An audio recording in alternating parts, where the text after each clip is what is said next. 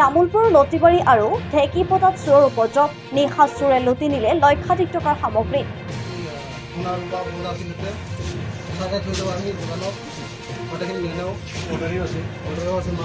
সোণ ৰূপৰ লগতে নগদ ৬০,০০০ টকা লৈ গ'ল মোবাইল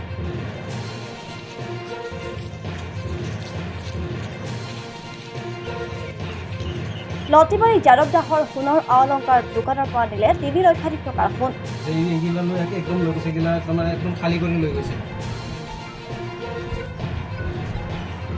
ৰাতিপুৱা আহিলোঁ ৰাতিপুৱা আজি বৰষুণ দিয়াৰ কাৰণে অলপমান দেৰিকৈ আহিছোঁ আহি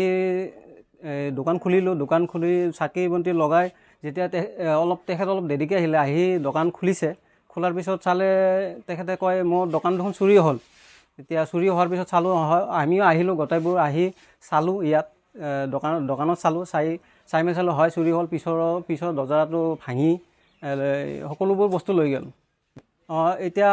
তেখেতৰ ৰূপৰ বস্তু কিছুমান বনোৱা আছিল কিছুমান সোণ ৰখা আছিল ইয়াত সোণখিনিও লৈ গ'ল বহুত টকাৰ বস্তু লৈ গৈছে তেখেতৰ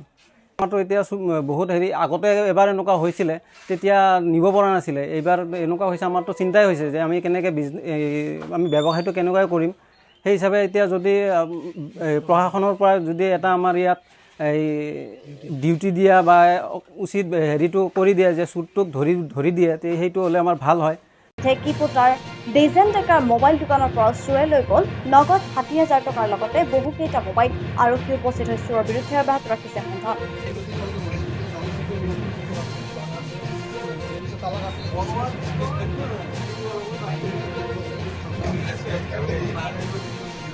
ৰাতিপুৱা মানে আমাক মোৰ ওচৰতে দোকান এটা আছে সীমান্ত বুলি সি মানে ৰাতিপুৱা কল কৰিলে এনেকুৱা তহঁতৰ দোকানৰ মানে কি মানে বেৰা এখন কাটিছে আমি আহি কিনে চালোঁ বেৰাখন কাটা আছে আহি কিনে ভিতৰত মানে টিংটো কাটিছে কাটি কিনে ওপৰেদি আহি কিনে তোৰ এইবাৰগেদি আপোনাৰ সেইকেইটা চোৰকেইটা সোমাইছে আৰু চিলিঙেদি মানে এইটো কাটি কিনে সোমাই আহি অলপ পইচা পাতি নিছে আৰু কিবা যদি সৰু সুৰা বস্তু নিছে সেইখিনি আৰু গম পোৱা নাই আৰু এতিয়া ষ্টক মিলালে গম পাম আৰু এতিয়া পইচাখিনি নিয়াটো গম পোৱা হৈছে আৰু বাকীখিনি এতিয়া চালে গম পাম আৰু এতিয়া কি মোবাইল চোবাইল কিবাখিনি থাকে ষ্টক বাৰু সেইখিনি মিলালে গম পাম এতিয়া পইচাখিনি নিছে আৰু সেইখিনি কেছ পইচা এইটো আছিলে 60-70 মান আছিলে আৰু সেইখিনি নিছে টিংটো কাটি দিছে ওপৰত কাটি কিনে মানে উঠাই দি কিনে চিলিংটো ভাঙিছে তাৰপিছত ভাঙি কিনে আকৌ তাৰ সেইভাগে আহিছে আৰু এনেকৈ মানে শুনা পালোঁ এনেকৈ লতিবাৰীটো বোলে হৈছে বোলে সোণাৰী দোকান এখন একেলগতে হ'ব চাগে টিম এটাই হ'ব পাৰে চাগে এনেকৈ ইয়াত কৰি কিনে তাতো যাব পাৰে সেনেকুৱা হ'ব পাৰে এনে ভাবিছোঁ আৰু সেনেকৈ পুলিচ আহিছিলে ষ্টেটমেণ্টটো ল'লে মানে কি হ'ল কি হোৱা নাই এইখিনি ল'লে লৈ গ'ল ছাৰে মানে এইখিনি ঠিক কৰিব দিলে ঠিক কৰি ল'লোঁ আৰু বাকী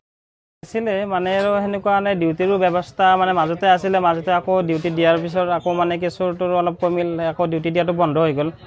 তাৰে পিছত আকৌ নতুনকৈ এতিয়া ডিউটি দিয়াৰ ব্যৱস্থা আছে এনে চলি আছে এতিয়া নাই আৰু ডিউটিটো সেইটো কাৰণে অলপ চোৰৰ সুবিধাটো হ'ল